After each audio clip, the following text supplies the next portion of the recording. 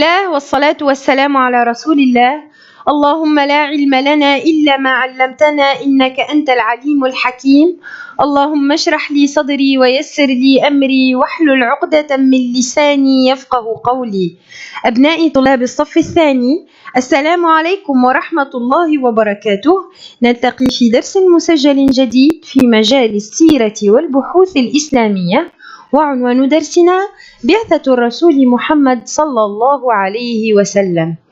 أهداف درسنا: أولا أن نوضح بعثة الرسول صلى الله عليه وسلم.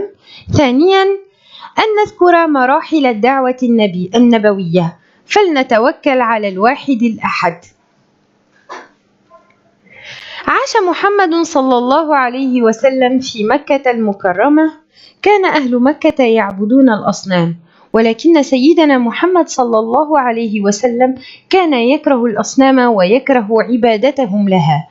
كان صلى الله عليه وسلم يذهب إلى غار حراء في شهر رمضان من كل عام لكي يتعبد.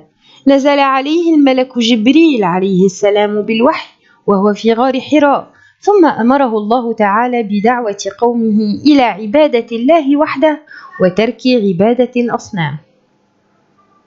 نمر إلى الأنشطة. نفتح الكتاب المدرسي على الصفحة 112 من كتاب التربية الإسلامية. السؤال يقول: أضع دائرة حول رمز الإجابة الصحيحة. كان العرب قبل الإسلام يعبدون الشمس أو الأصنام أو الملائكة؟ أحسنت، الأصنام.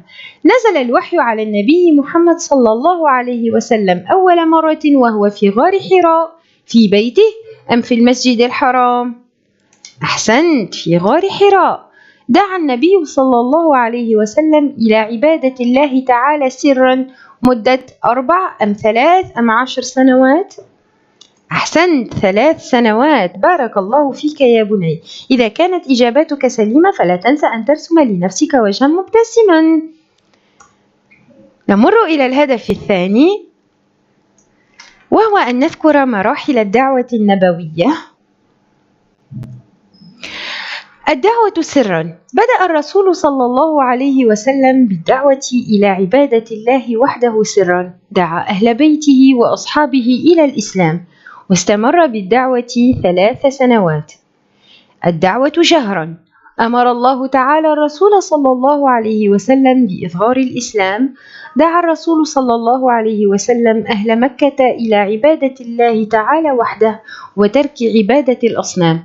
رفض الكثير من أهل مكة دخول الإسلام، وقام المشركون بإيذاء الرسول صلى الله عليه وسلم ومن معه.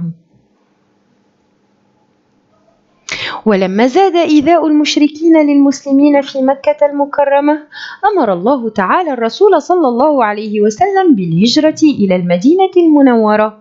هاجر الرسول صلى الله عليه وسلم، وكان معه في رحلة الهجرة صاحبه أبو بكر الصديق.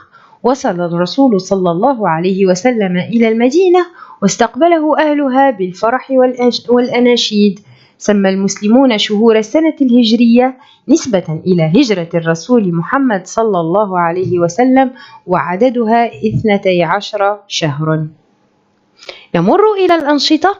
نفتح الكتاب على الصفحة 112. السؤال يقول: أصل العبارة بما يناسبها. محمد صلى الله عليه وسلم. أحسنت، رسول الله تعالى. القرآن الكريم كتاب الله تعالى. جبريل عليه السلام ملك من الملائكة. بارك الله فيك يا بني.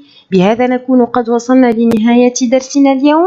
ما بقي لي إلا أن أستودعكم الله الذي لا تضيع ودائعه، والسلام عليكم ورحمة الله وبركاته.